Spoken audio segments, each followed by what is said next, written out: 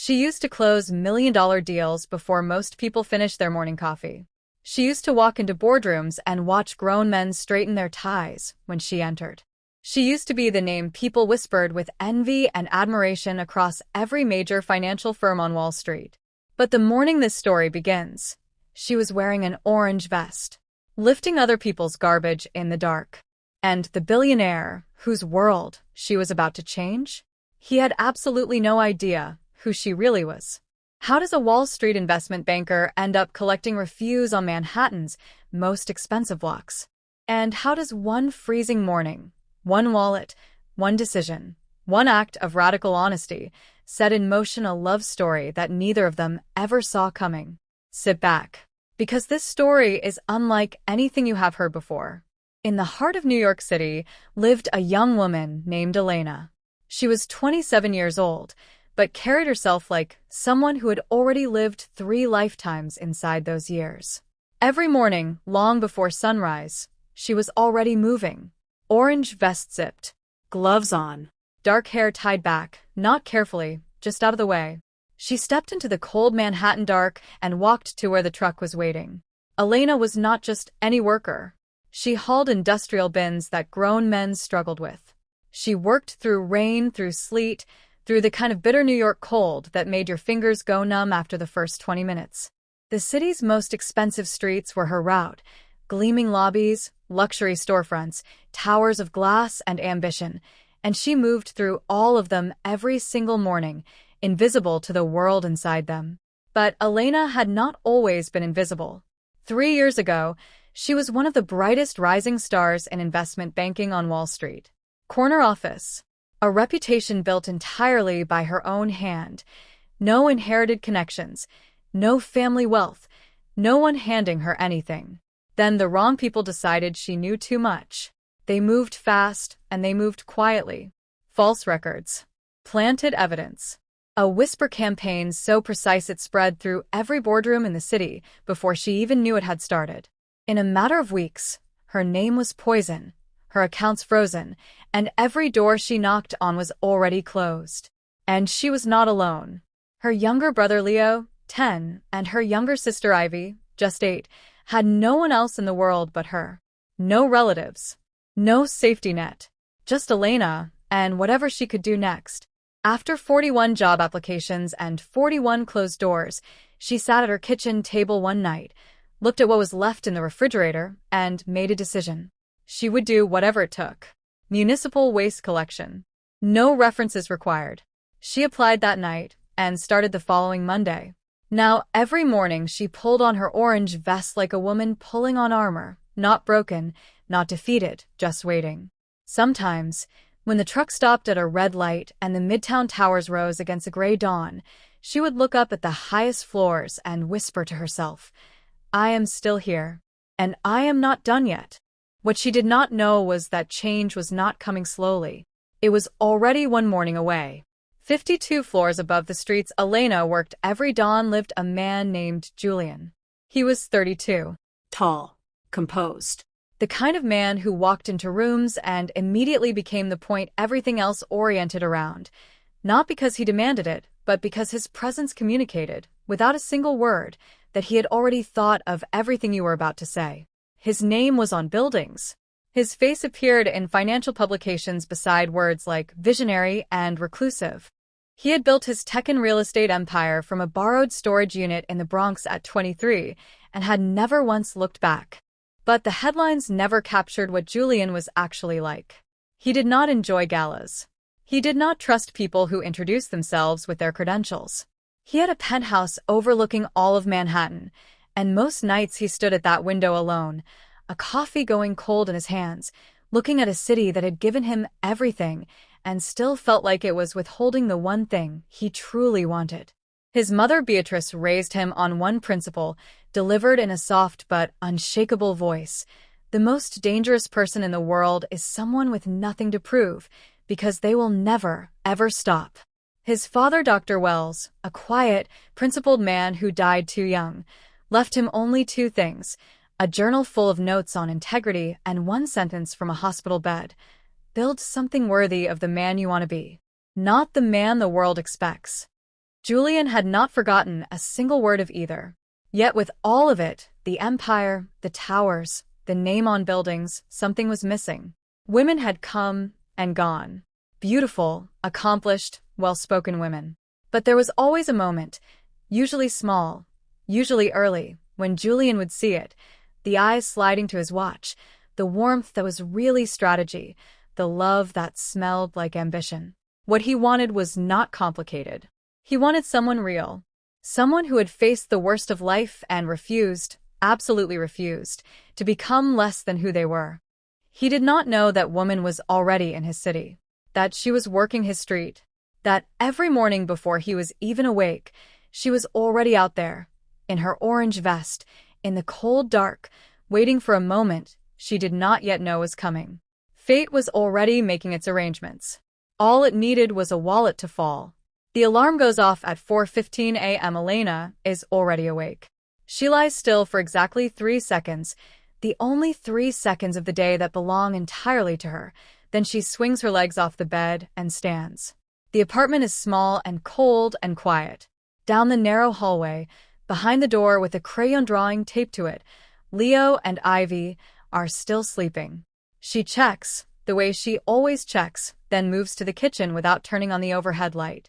She used to wake up in a different kind of apartment, 12 floors up in Tribeca. Floor-to-ceiling windows. A coffee machine that cost more than most people's monthly rent. She used to stand at those windows in the early morning, already dressed, blazer pressed, heels on, mind already 3 moves ahead of whatever the day would bring, and look out at the city the way a chess player looks at a board. Calmly, completely, like she already knew how it ended. She had been good at her job. Not good, exceptional. The kind of banker that senior partners quietly pointed to when they needed something done right and done fast. By 25, she had closed deals that made colleagues twice her age take notice. She had built every inch of that career with her own hands, her own mind, her own relentless refusal to be overlooked. Then they took it. Not loudly. Not with any confrontation. She could fight directly. They did it the way powerful people always destroy those they fear, carefully, quietly, and from a safe distance. False transaction records bearing her name. Internal emails, expertly forged, forwarded to compliance before she knew they existed. A phone call here. A word in the right ear there. By the time she understood what was happening, it was already done. Her firm terminated her by Friday. By the following Monday, her name had traveled to every major institution in the city. Her accounts were frozen pending an investigation that moved with suspicious slowness. 41 applications over 3 months. 41 doors that never opened. She had Leo. She had Ivy. She had no time to collapse. So she found the posting, filled out the form, and showed up. Now she crosses the kitchen, lifts the orange vest from the hook by the door, and pulls it on over her jacket. The motion is practiced and efficient and completely without drama. She picks up her gloves. She checks the time. She steps outside into the cold dark and pulls the door shut behind her, gently so the children don't wake, and walks toward the truck that is already waiting at the end of the block. The city does not look at her. She does not look away. Julian does not sleep past 5. Not because he has to be awake. Not because anything requires him at that hour. But because somewhere in the years of building, the early mornings in that Bronx storage unit, the 18-hour days that blurred into each other, the slow and then sudden accumulation of everything, his body simply forgot how to rest. So he rises before the city does, makes coffee with the kind of focused silence other men reserve for prayer, and stands at the window. The view from 52 floors is extraordinary. On a clear morning, Manhattan spreads out below him like a circuit board lit from within, bridges and towers, and the dark ribbon of the Hudson catching the first pale suggestion of dawn. He has stood at this window 1,000 times. It still does not feel entirely real. That is the thing about building something from nothing. You never fully trust that it will still be there when you turn around. His mother Beatrice used to say, in the particular voice she reserved for things she meant permanently, the most dangerous person in the world is someone with nothing to prove, because they will never, ever stop. She said it while they ate dinner in a kitchen where the radiator knocked and the walls were thin. He was 12. He wrote it down that night in a notebook he still has somewhere. His father, Dr. Wells, said less. But what he said landed deeper. From a hospital bed at 51, with Julian's hand in both of his, he looked at his son with clear and quiet eyes and said, "Build something worthy of the man you want to be, not the man the world expects." He was gone 6 weeks later. Julian built the empire for both of them. Now the empire is real and large and constantly demanding, a constellation of companies, properties, acquisitions, and decisions that fills every hour he allows it to fill. People want things from Julian. They always want things. Access, funding, proximity, endorsement. They come dressed in friendships and romantic interests and professional courtesies, and they are almost always, underneath it all, simply angling for something he has. He stopped being surprised by this years ago. He simply learned to watch, to wait, to look for the small tells, the eyes that move to his watch, the laugh that arrives half a second too late, the questions shaped like conversation but built like strategy. He has not found what he is actually looking for. He wants someone who does not know his net worth before they know his name. Someone who has looked at the hard, unglamorous truth of life and chosen, in spite of everything, to remain exactly who they are. He takes a slow sip of coffee. Below him, the city is waking up. He does not yet know that what he is looking for is already down there, in an orange vest, in the cold, working streets he can see from this very window. But he will. Soon. It is 5:43 a.m. when Julian decides to walk. No driver. No security. Just his coat, his keys, and the particular kind of quiet that belongs exclusively to New York in the hour before it fully wakes. He takes this kind of morning rarely, the unscheduled, unaccounted for kind, and when he does, he moves through the city, like a man who is remembering something. He walks with his hands in his pockets, his breath misting in the cold air, his mind turning over the details of a pending acquisition that has kept him restless for the better part of a week. The folded document is in his wallet, a single page of figures he had been reviewing the night before, tucked away, without thinking. He does not notice when it falls. One moment it is in his coat pocket, the next, somewhere between the corner of 57th and the waste collection point outside the tower on Park. It is on the ground. He keeps walking. The city keeps moving. Nobody sees it happen. Elena does. She almost misses it entirely. The wallet is dark, flush against the pavement, half-shadowed by the waste bin she is reaching for. But something makes her look down at the right moment, and there it is. She picks it up without breaking her stride, steps to the side of the truck, and opens it. The cash comes first. Thick. Foreign denominations folded neatly behind American bills. Enough to change the calculation of an entire month. She counts it without meaning to, the banker's instinct still alive, still precise, and then she stops counting and looks at the cards. The name stops her cold. She knows that name. Everyone in finance knows that name. She has read his acquisitions in industry reports, tracked his firm's movements, analyzed his portfolio in another lifetime when she sat at a desk, and such things were her entire world. She also knows, with a clarity that lives somewhere below thought, exactly what it feels like to have everything taken from you in a single week. She closes the wallet. She walks directly to the building's front desk, sets it on the counter, and says to the attendant, "This was on the pavement outside. It belongs to someone who will be looking for it." The attendant looks up. "Can I get your name, ma'am?" Elena is already turning back toward the door. "Just make sure he gets it," she says. She steps back out into the cold, pulls herself up onto the truck, and nods to the driver. The truck moves forward. The city closes behind her like water. She does not look back. She has a route to finish. It happens at 9:17 a.m., in the middle of a conference room on the 38th floor. Julian reaches into his coat pocket, a reflex, the same one he has performed 1,000 times, and finds nothing. He does not react visibly. That is the thing about Julian in professional settings. Very little reaches his face before he has decided to let it. He simply goes still for a half second, then continues listening to the presentation, his expression unchanged, while the other half of his mind retraces the morning with cold precision. The walk. The cold. The corner of 57th. He knows exactly where it happened. He excuses himself between agenda items, calmly, without explanation, and takes the elevator down to the lobby. He walks the 3 blocks to the Park Avenue Tower in under 4 minutes. The attendant at the front desk looks up as he approaches, and before Julian can speak, the man behind the security station, a broad-shouldered officer whose badge reads Mr. Vance, is already reaching into the drawer beside him. "Someone turned this in this morning," Mr. Vance says, setting the wallet on the counter. "Found it outside, near the collection point." Julian opens it slowly. Every bill, every card, the folded document, still creased exactly as he had left it the night before. Nothing moved, nothing missing. He stands very still for a moment. "The person who brought this in," he says. "Who was it?" Mr. Vance shakes his head. "She didn't leave a name. Young woman. She was wearing an orange vest, waist collection, I think." Dropped it off and walked straight back out. Julian looks at the wallet in his hands. $3,000 in cash. Cards that could have funded a very different kind of morning for someone with very different choices available to them. And she had walked away without leaving so much as a first name.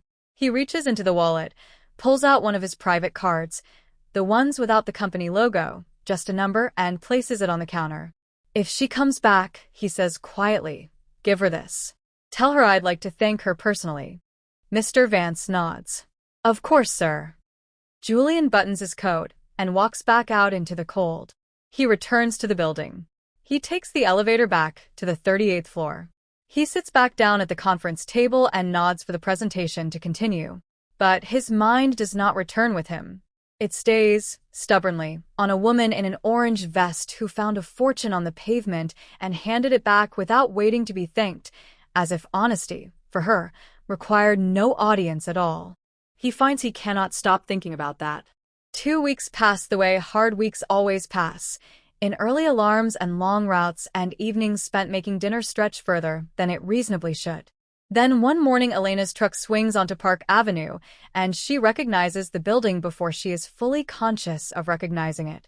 She drops down from the back, reaches for the first bin, and hears someone calling from the lobby entrance. It is Mr. Vance. He is holding something small between 2 fingers and moving toward her with the purposeful walk of a man who has been waiting for this moment. "He left this for you," he says, pressing a card into her gloved hand. "The man whose wallet you returned said he wants to thank you personally." Elena looks down at the card. The name is printed in clean, minimal type. Just the name. Just the number. No title, no company, but she does not need either. She knows exactly who this is. She knew the moment she read the name on those cards 2 weeks ago on the cold pavement, and she knows now, standing here in her orange vest with a bin truck idling behind her. Her chest tightens in a way she does not entirely have words for. She knows what this card is. She also knows what it would look like, a waste collector calling one of the most powerful men in New York to say, "Thank you." She thinks about the woman she used to be, the offices she used to move through, the version of herself that could have made that call without a second thought. That woman feels very far away this morning. She tucks the card into her vest pocket, thanks Mr. Vance with a nod, and finishes her out. That evening she comes home to find Ivy in the hallway, already sorting through the pile of work clothes by the door, the small, efficient tidying that Ivy has appointed herself responsible for since she was 6 years old. Elena drops her bag, washes her hands, and starts on dinner. It is only an hour later, reaching for the vest to check the time on her phone, that she stops. The pocket is flat. She crosses to the hallway. "Ivy." Her voice is careful. "The vest that was by the door. Did you check the pockets?" Ivy looks up from the sofa, and the expression on her face answers the question before her words do. "I thought it was laundry. I emptied everything into the bin before I put it in the wash. Was something." Elena is already at the bin. She lifts the liner. She goes through it item by item, methodically, the way she does everything. The card is not there. She checks again. Still not there. She sets the liner down and sits on the kitchen floor with her back against the cabinet and her hands in her lap. For a long moment she says nothing. Then, very quietly, "If it's meant to be, it will find its way back." She gets up. She finishes making dinner. She does not let herself think about it again. Not yet. She almost does not go. The flyer has been sitting on the kitchen counter for 4 days. A community empowerment event, free workshops, legal aid, job resources, and every time Elena passes it, she finds a reason to leave it there. She does not need workshops. She does not need job resources. What she needs is someone to look at the case against her with fresh eyes, and the flyer mentions free legal consultation, and that is the only reason, on a gray Saturday morning, that she puts Leo and Ivy in their coats and takes the subway to Midtown. The conference hall is fuller than she expects. Round tables, volunteers with lanyards, a queue for the legal aid desk that stretches to the back wall. She gets Leo and Ivy settled with cups of juice near the resource tables, joins the legal queue, and then, because she cannot help it, because standing still in a disorganized room has always been physically difficult for her, she begins quietly helping. She notices the volunteer at the financial literacy table using an incorrect figure.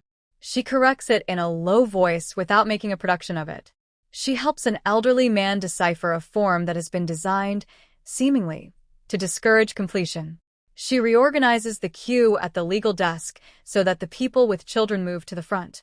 She does all of this efficiently and without drawing attention to herself, the way she once managed entire departments, naturally, almost involuntarily, because order is simply how her mind works. She does not notice Julian until he is already watching her. He is standing across the room near the entrance, suited but without the formality of a public appearance. No entourage, no handlers, just him. His gaze is steady and particularly focused on a woman who is moving through a community event like she built it. Elena looks up from the form she is helping complete, and their eyes meet across the crowded room. She knows his face immediately. Of course she does. He does not know hers. Not yet. He crosses the room with the unhurried directness of a man who has decided something. He stops in front of her, and up close he is more measured than his public image suggests, quieter, more watchful, with eyes that take in considerably more than they give back. "You're not a volunteer," he says. "It is not quite a question." "No," Elena says. "You run rooms like this for a living." She holds his gaze and gives him nothing. "I used to."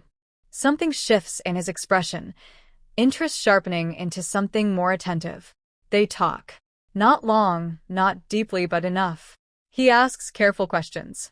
She answers them carefully. She is composed and precise and entirely herself, and she gives him no more than she intends to give, which is not very much at all. When he asks for her number, she almost says no. The word is right there. But Leo appears at her elbow at exactly that moment, leaning against her arm the way he does when he is tired, and she looks at her brother and thinks about the legal queue and the frozen accounts and the mountain that still needs moving. She takes his phone. She types the number.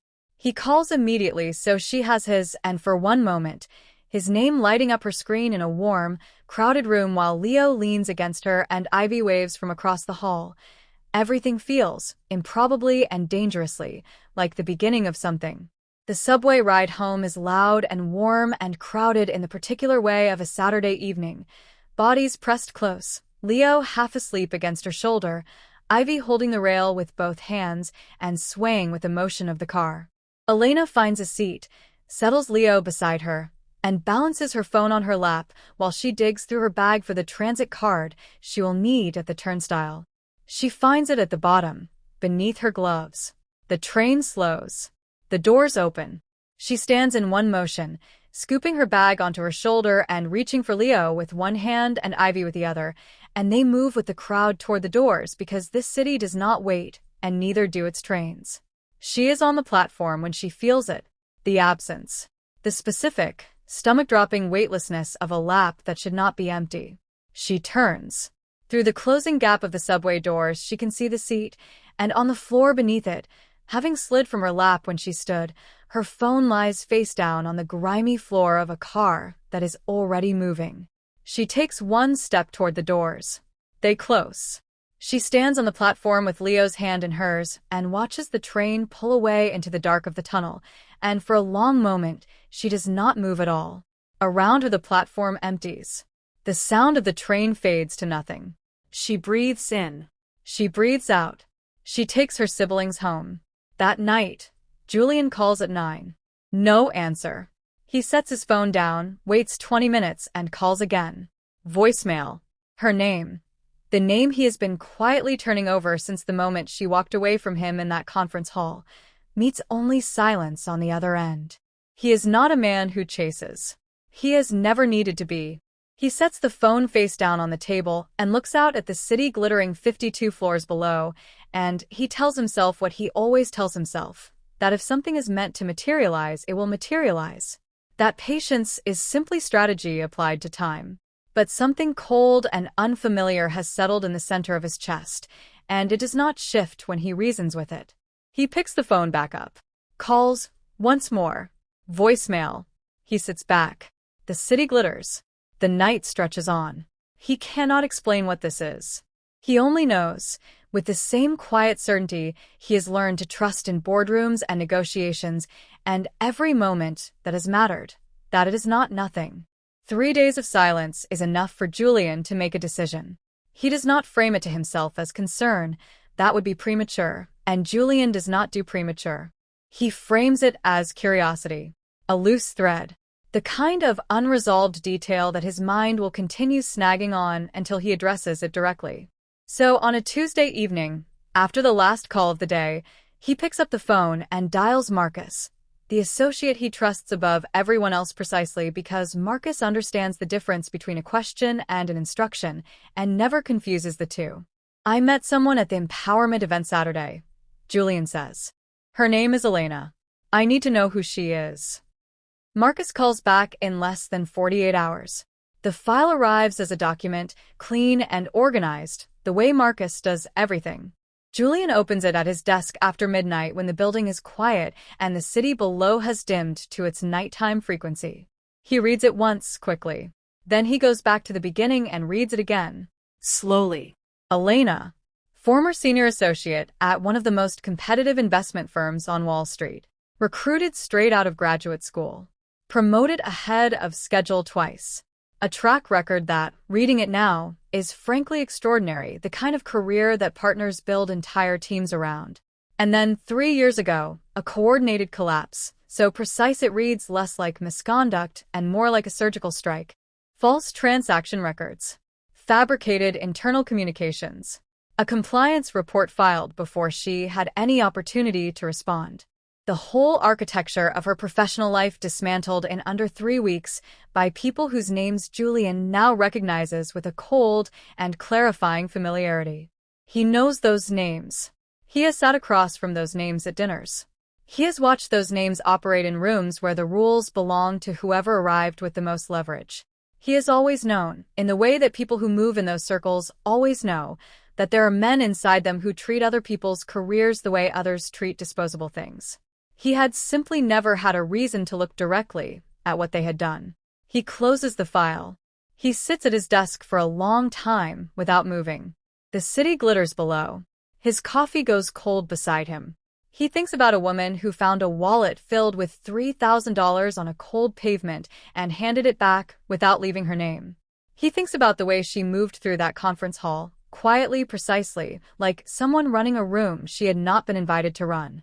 He thinks about her eyes when he asked what she did for a living and she said, without flinching, I used to. He picks up his phone and calls his attorney. I need you in the office first thing tomorrow, he says. I want to know everything about the people who destroyed Elena's career. Every detail.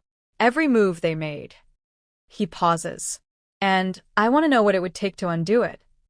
It is the kind of cold that makes the city feel smaller than it is. The car moves through Midtown in the pale gray of early morning, and Julian is doing what he does in the back of cars, reading, thinking, holding two ideas in parallel and testing them against each other. His attorney's preliminary findings are already in motion. The names in the file are already under a quiet and very focused scrutiny. He has not told anyone why. He does not need to explain himself, and he has learned that the element of surprise is most useful when the other side does not know there is a contest. Traffic on the usual route, his driver says. Taking 57th. Julian nods without looking up. The car slows behind a waste collection truck moving at working pace down the block. Julian glances out the window the way you glance at things that are simply there, without intention, without expectation. Then he goes completely still. A woman in an orange vest has her back to him, both hands gripping a heavy bin. She lifts it, turns to empty it, and for one suspended second the thin winter light falls directly across her face. He knows that face. He is out of the car before the thought fully forms, the door open, his foot on the cold pavement, the sharp air hitting him all at once. His driver says something. He does not hear it. Elena hears the door. She turns, the bin still in her hands, and sees him standing in the middle of the street in his coat with the car door open behind him and the city moving around him, as if he is the only still thing in it. She does not move. Neither does he. Not for a moment. He looks at her, the orange vest bright against the gray morning, her chin lifted, her eyes steady and unreadable and proud in the way that people are proud when pride is the last thing standing, and something in his chest shifts permanently into place. He takes a step toward her. His voice, when it comes, is low and certain and entirely without performance. I know who you are, Elena. He holds her gaze. Not what they said you were. Not what this. His eyes move briefly, deliberately, to the vest, then back to her face. Makes it look like who you actually are. He pauses. And I think it's time someone helped you prove it. The city moves around them. A cab horn somewhere. Steam rising from a grate. The truck idling. The cold morning holding its breath. Elena looks at him for a long time. Something moves behind her eyes. Not weakness, not relief, not surrender. Something older and quieter than any of those things. The look of someone who has been carrying an enormous weight alone for so long that the offer of another pair of hands is almost too large to process all at once. She sets the bin down. And that is where their story truly begins.